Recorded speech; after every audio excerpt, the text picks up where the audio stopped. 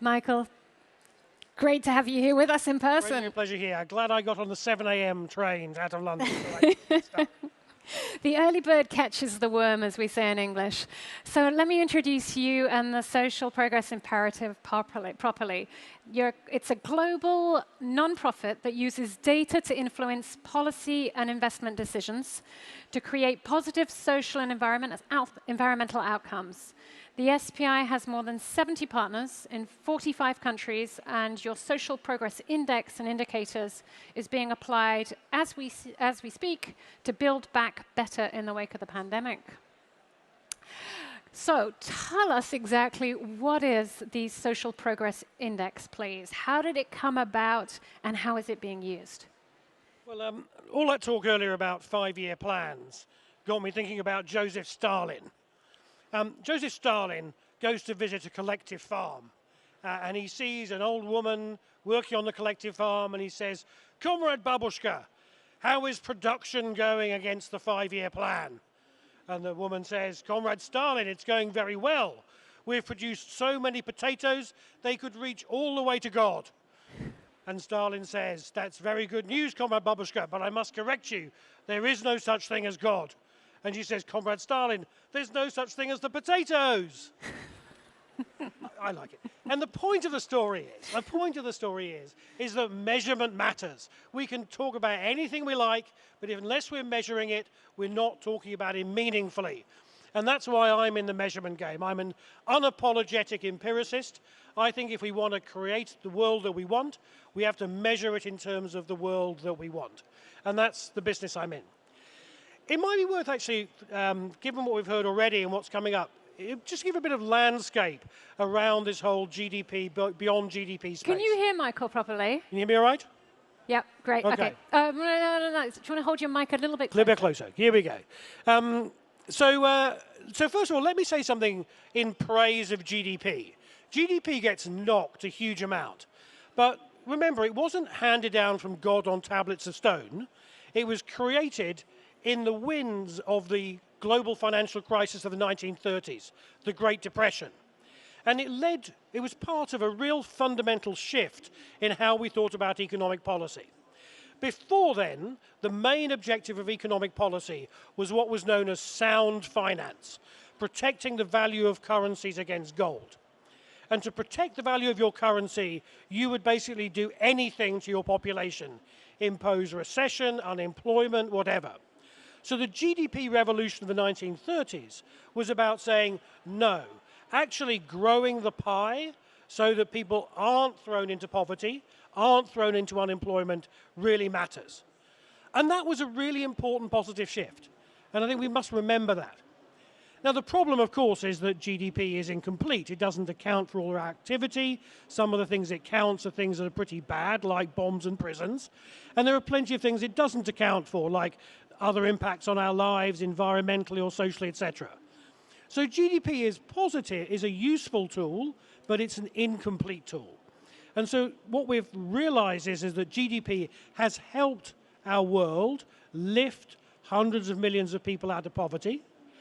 It's improved prosperity, but it's also had costs, and it's limited.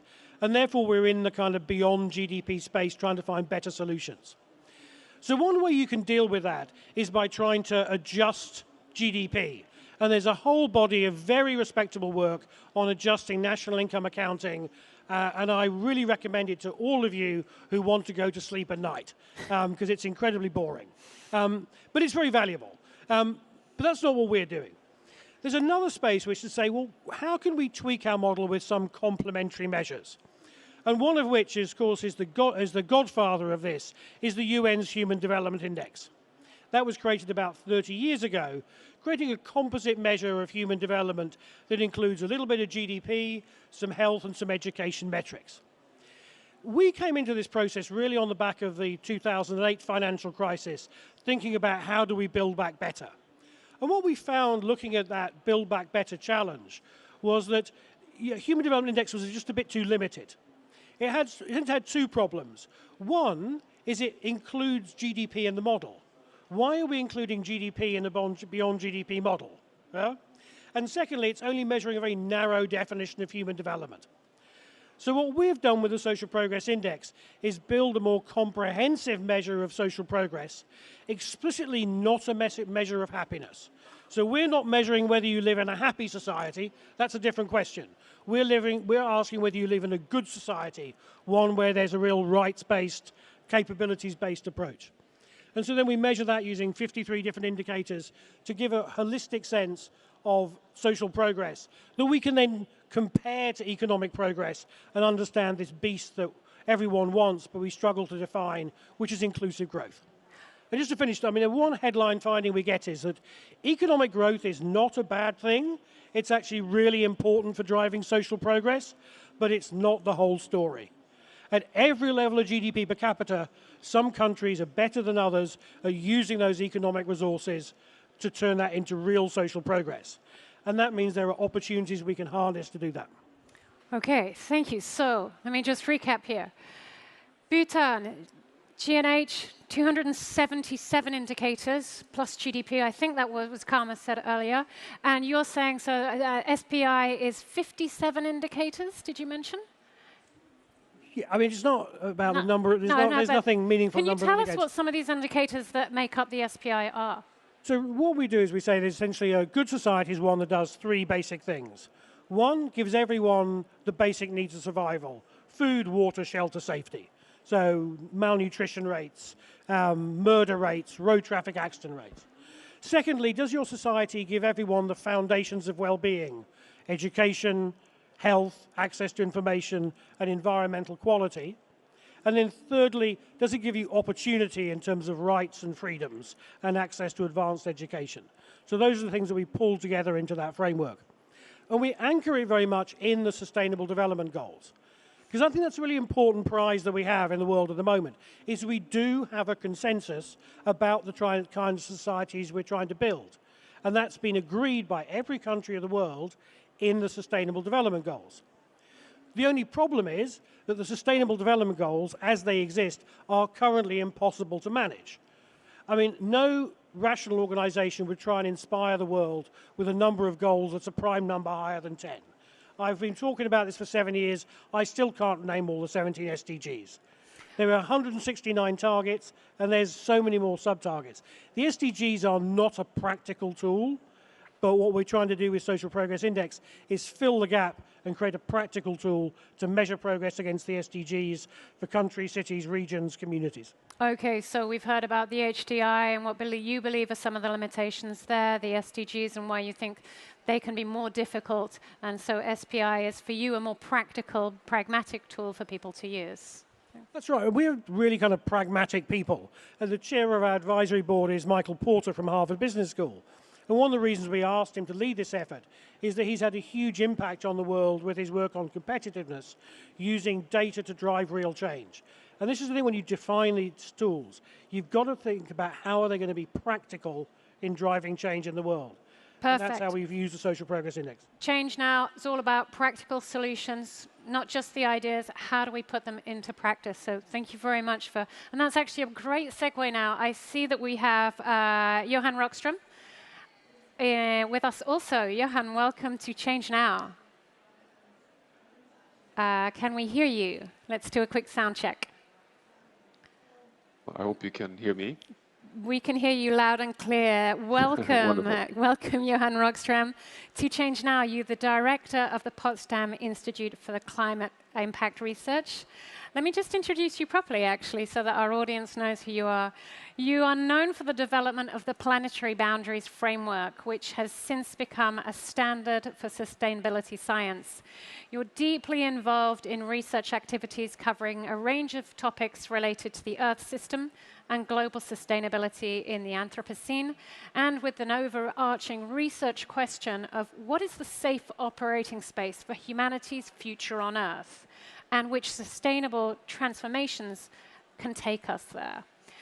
So my first question to you, Johan, is for those of you in the audience that have not seen your Netflix documentary with David Attenborough, what is the concept of the planetary boundaries in the simplest of terms, please?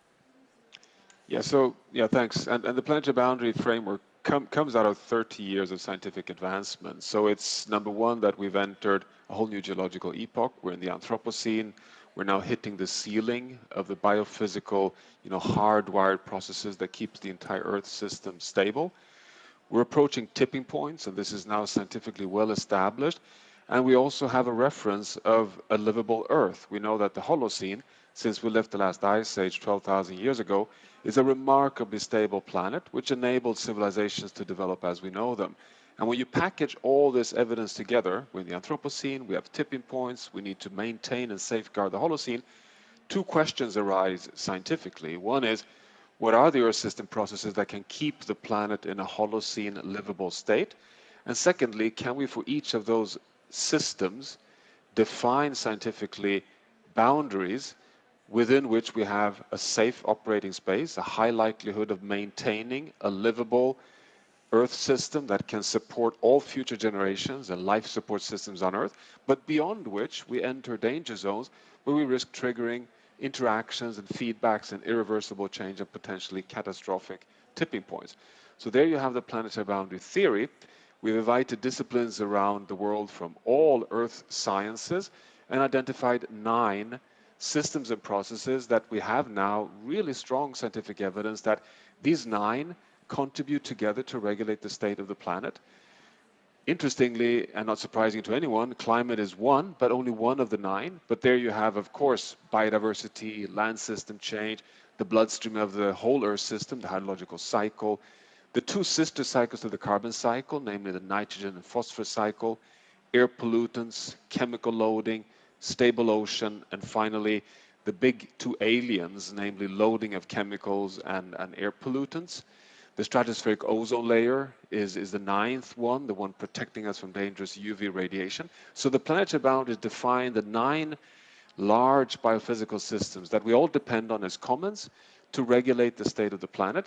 And can you imagine, we have now come so far in terms of quantifiable measurability and understanding of the Earth system that we can actually put safe boundaries on all the 9 and have this as a guiding principle for development in the Anthropocene. So basically communicating to the world that now we've come to this point where we need to stay within a safe operating space, whether we have Bhutan's gross national happiness index or GDP growth or SDGs, whatever you have, we have to do it within the safe operating space. We have been doing this and publishing the science of this since 2009, where we the first time concluded we've transgressed 3 of the 9 boundaries. 2015, we did the second update, showed that 4 of the 9 boundaries were outside of the safe space. Now we're working on the 3rd update, and I can share with you even before it's published, we're submitting this in the next 2-3 weeks, that we are going to conclude that 6 of the 9 boundaries are outside of the safe space, which means that we're still moving along a very dangerous trajectory. And as you know, we're starting to see the invoices coming back, the impacts in droughts and heat waves and water scarcity and overloading of nutrients.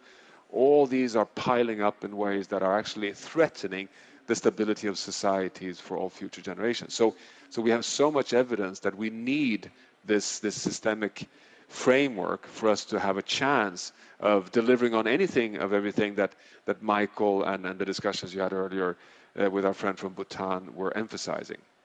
Okay, so it was 6 of the 9. This is doesn't look like it's going in a great direction, but it was just reading a little more about this. A term came up that was new to me. I'm going to see how many in the audience have heard of this. We all know about the carbon economy, right? Yeah, nodding heads. Okay. Raise your hands if you've heard about the water economy and the economics of water. All right. Well, there's a couple of hands going up over here. There's maybe one at the back there. So this is a relatively new, but I know it's something that you're working on, Johan. Can you tell us quickly about the economics of water, why you're focused on it right now? What is it? Yes, so, well, you all remember in 2006 with Nick Stern and the first attempt of doing the economics of climate, assessing the costs of inaction versus the cost of action, showing for the first time that the world will gain from a decarbonization because the costs of loading more carbon in the atmosphere and global warming exceeds the benefits that we will earn if we avoid that catastrophe. We then have the Sir Parthadas Gupta Economics of Biodiversity that was commissioned by the UK government, that came out last year in the run-up to COP26, doing the same exercise for nature. And now we're doing the third attempt in the trilogy, namely the economics of water. Why? Well, because we have so much evidence that water is the bloodstream of the entire Earth system. Without water, no life. That is a well-established fact. But without water, no carbon sinks. Without water, no functioning ecosystems. Without fresh water, we would not have the living biosphere as it delivers all the natural capital into our economies and our lives. So now we'd like to take all our knowledge in both the natural sciences and the social sciences and economics into a new economics on water, and really placing water not only as a natural capital, but as a commons that we all depend on. And just to give you one example, we have so much evidence today that if you cut down the Amazon rainforest, you will lose 40% of rainfall that provides fresh water to Sao Paulo and cities downwind of the big ecosystems. This is, of course, a tremendous economic asset, making many of our urban areas and industries functioning in the first place. We put no value to this. It's as if it's just a free good. Now is the time to put an economic value also on what we call the green water, the water that is in the soils, that evaporate, that gives us rainfall, not only the blue water, which is the water which is in the dams and in the lakes and the groundwater. So now is the time for a full integrated approach. I think it's really interesting what you've just described there. In fact, because we talked about being on a learning journey with Bhutan and their years of experience. But what I hear from you is that also we're on a learning journey here about what are the indicators that we need to be looking at in order to make sure that we're actually doing good for our planet. Continuing on the theme of indicators and data, our society is more data literate than ever. We need data now to make decisions. We're doing more decisions, thankfully, more science-based and fact-based decision-making. But sometimes we struggle to take note of the science and to understand it and to use that data. So to both of you, I'm going to come to you first, Michael. What types of indicators are easiest for us to consume? And in fact, is there an indicator that shows how we're doing pretty well for both our economy, the environment, and for people? Is there one single indicator we can keep an eye on that's good for showing us across all of these areas? Maybe I'd come at this by saying, I'm an optimist about the world because I think the watchword of Barack Obama when he was president of the United States was "Don't do stupid shit," and I think there's so much we can achieve if we don't do stupid shit. And I think what Johan's analysis and what he just said has brilliantly demonstrated is that if we keep pushing past these planetary boundaries, that really is dumb. And that actually the challenge in data is about how do we present those choices clearly to the people with the power to make decisions. So I don't think there's one metric, and I think we also have to recognize there's about trade-offs between different things. And this is why we've got to have a conversation about economic prosperity, social progress, and sustainability, and talk about how they interact, but in very clear ways so we see what those choices are. And by saying, if we persist with the choices that we have, with an economic system that we have, it's going to deliver poorly for people in the short term, it's going to deliver poorly for the planet in the medium term, and it's going to destroy us all in the long term. If we're going to get that clear to people, then I think that helps us to make the choices. Okay, certainly there's not just about watching just one thing. There are clearly more indicators even coming up onto our radar. I know when we spoke a little earlier, you mentioned about air pollution and this being something that we can see that can have an impact on us as humans, but also our environment and also our economy. Let me come across to Johan and ask the same sort of question. Do you think one or two indicators that we need to be particularly focused on right now, or is it just a case of watching all of the red lights on our dashboard? Well, as Michael pointed out earlier, you should never go beyond 10, and we have 9 planetary boundaries, so we should be able to keep them all in full attention. But if you force me to try and kind of really target in on the most urgent foci, I would say that climate and biodiversity are the two core boundaries. They are the ones that manifest themselves after having done everything either right or wrong. It's as Michael says, if we push the water cycle too far, land degradation too far, eutrophying too far, polluting too far, it all translates in the end to whether we have or don't have a stable climate, and it translates to whether we have or don't have living species in our ecosystems. So if you want to keep an eye on the highest level indicators for a healthy planet, it is number of species on the planet and functioning ecosystems, and it's the temperature on Earth. And that, I think, would be, in my mind, the guide, because we've come to this point, and it's very difficult for people to understand, but the ultimate definition of justice today is a stable planet, to hand over to our children an equally livable planet as the one that I was born on. That is a question we've never had to consider before. Now we are obliged to do it, and these are the two indicators. Okay. Nature and climate. Nature and climate, thank you. Now, again, as I said, we're becoming more data literate, but we still struggle. There's so much data out there. Have either of you seen good examples of the way that data is presented in a way that can make it more easy for us to consume and therefore act on these indicators? Johan? Well, to begin with, I fully agree with you, Kristen, that we've come so far on being data literate, and it's just remarkable if you just think of the Global Forest Watch and the Ocean Health Index and all the Earth observations. Just look at the Google Earth engine, planet.com. I could go on for a long time just to sum up the fact that we are now able in real time to observe every square meter on planet Earth and communicate it through digital means to essentially every nation in the world, if not every individual in the world. So of course, this is a fantastic step forward. Our challenge is to use this in a wise way, to translate it in ways that can mean something for citizens, but also be effective in the economy. Because I so much agree with Michael here that we have this enormous gap between all the knowledge we have on diagnostic and risks, and not translating it into the economy, into really getting away from this your Barack Obama quote of doing just stupid shit. And I think this is still the bridge to walk over. And that is not a data bridge. It's a bridge of insight and serious leadership. So I wouldn't say, Kristen, that the challenge right now is the lack of data. That's actually propelling ourselves very quickly. I'm going to Davos right after this session, basically discussing how we can ramp up even further the global data provisioning to keep all the nations accountable to their pledges of carbon, the carbon pathway. And this is necessary, and we're moving forward on it. But once you have the accountable and point the fingers at the nation, how do you get that to be translated into action? I think that is the number one challenge, really. Definitely, and that's what we want to do, create the bridge between the data and the action. Yeah. So create meaningful but also usable indicators. How is the SPI doing this, Michael? The way I think about this is that data is the words, but you don't make a language just out of words. You need a grammar.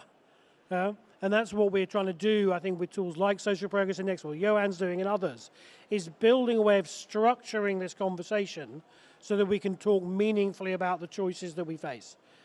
Just throwing data at people isn't going to help. How do I choose this over that? Which one's more important? By using techniques to structure that data, to turn it into meaning, then we can have conversations and make choices. And that's what it's about. Fantastic. So language, grammar, conversations, that's how we get things moving. I want to do a quick test or experiment, actually, to see now with our audience here, who should be highly data literate, I should imagine, and tuned in onto the indicators, the various indicators and frameworks we have. Let's do a quick poll here. Raise your hand if you feel that over the course of the last 5 years, the world, so that being the society, the economy, the environment, is in a better place than it was 5 years previously. Raise your hand. Oh, I think I can say 3. 4, 5, 6. There's probably, I don't know, a couple of hundred people in this room, maybe 200 people, and 6 people believe that we're in a better place than we were 5 years ago. What does the data tell us, Michael? In the last 5 years, the world has seen a small but significant improvement in social progress in aggregate. Not everywhere. Places like the United States, Brazil, Hungary have gone backwards.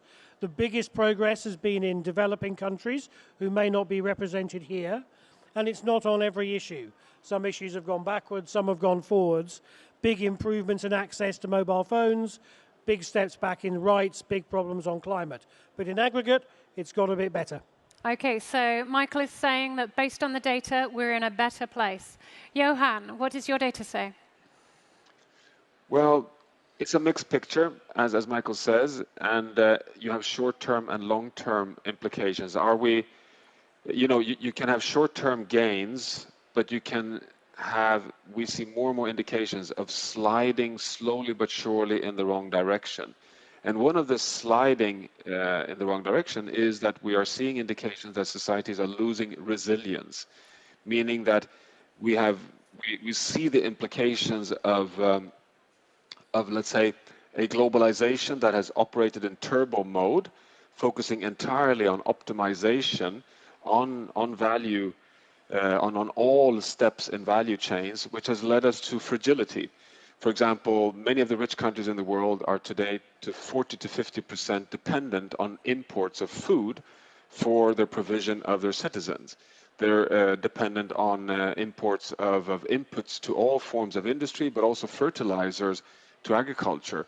And as soon as you get a little bump in the road, or bigger bump in the road, like the geopolitical crisis in Ukraine right now, you see how that hits immediately on the fact that we're losing resilience. And we're right now, with a very high likelihood, facing a food crisis in north of Africa and the Horn of Africa. So not global, I agree, Michael. On aggregate, you might find that the indicators are showing signals in the right direction, but we're seeing a new form of social fragility in the world, which is when you get climate change, environmental change, globalization dependence, energy dependence, kind of factoring in as multiple parameters. And when they start interacting, you can see quite abrupt negative changes. Again, it falls in hotspots because it's in places where all these factors start hitting simultaneously. But I think it's definitely let's say, a feature of the current era, something that we are researching on right now. So I wouldn't say this is more like a hypothesis of indicators of what we're seeing. So I would have a bit more of a balanced answer to that question. Okay, but I want to continue on this theme of social resilience. We're talking about new economic models and indicators, and of course we have to talk about social indicators in there as well. We can do great business, but if we're not feeling great about it, then, and if we're not able to continue evolving society, then it's quite questionable. A lot has happened over the course of the last 5-6 years. Brexit, Trump, COVID, climate catastrophes increasing in frequency, the Ukrainian invasion.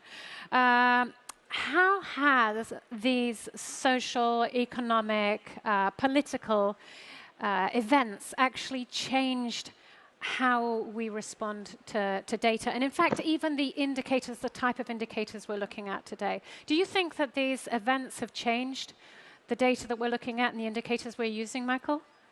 I mean, I think if we look at the past 10 years, I mean, let's take the sort of the rise of the authoritarian populists in different forms around the world. I think it's no surprise that that is linked to deteriorating scores on rights and inclusiveness in so many countries. I was wondering about what we're thinking about progress for the next 5 years, and it does look a bit grim. But maybe one reason to be cheerful, because I am an optimist, is that perhaps what we're seeing in the world at the moment with the failure of the Russian invasion of Ukraine, the failure of the zero COVID policy in China, is that we're starting to see the weakness of the authoritarian populist model that may actually start to reinforce the importance of open, rights-based societies to actually be more resilient to shocks and to be actually more effective. So just to be positive, I think we may actually be seeing a period when we could see rights and inclusiveness coming back on the agenda and improving. Okay, thank you for that blast of optimism, or twinkle of optimism, maybe. Johan, yourself, how have many of the changes that have occurred over the course of the last 5 years changed how we look at indicators, especially the non-economic ones? Yeah, I mean, we've gone through quite a gauntlet the last few years, and we're in the midst of a very turbulent phase right as we speak. I will, in this case, actually take on quite an optimistic view as well, because in all the debates, in all the criticism, which has many times been very well founded in how we handle the pandemic, I think there's a very profound lesson learned from the pandemic, because it is a global shock. It is a manifestation of the Anthropocene. Something goes wrong in one little spot on one corner of the planet in Wuhan in China, and it propels into a global crisis, and the whole world economy shuts down, and people are hit. Now I think the numbers are up at 15 million dead. So, and we rise as one world community. And we're able to abruptly, in a very systematic fashion, shift very significantly our behaviors. And I think that is a proof that we are really a connected world on a very small planet, and that we can be stewards of the entire system. We've never believed that before. We've always thought that this is a very big Earth system with a small world. But in fact, I think we've now recognized that we can impact the whole system, and we can be impacted by the whole system, and we have to manage the whole system. That, to me, is a huge step forward. And we see it now with Ukraine as well. I mean, the Ukraine is one war, but it's propelling and spilling over as a whole new world order, even. And I think climate change, for example, is in par with these crises to begin with, but it's also in par with the maturity across the world in terms of action. And I can see that we are learning of how to, whether we like it or not, to recognize the need for global governance. That the planet on top of your heads here in this session means something, and I think it means something really in terms of behavior and perceptions and priorities, and that is what we're starting to see. Okay, let me now validate that with our audience and see what they feel and are seeing 5 years into the future. Raise your hand if you believe we'll be in a better situation than we are today. Okay, good. I've got some wonderful, Professor Rockstrom, you can't see this, but definitely more hands went up. Hands up again, I'm going to do a quick count. Yeah. About 40 to 50% of the audience here raised their hands. Okay, so we are moving in the right direction, and I think we can take optimism from both of you on what you've said, but definitely the fact that our audience here feels that. Faint radar signs that are giving you hope. We have 1 minute left. Michael, I'm going to come across to you. What's giving you hope out here beyond what we've just talked about? I always go back to Galileo Galilei and his quote, "And yet it moves."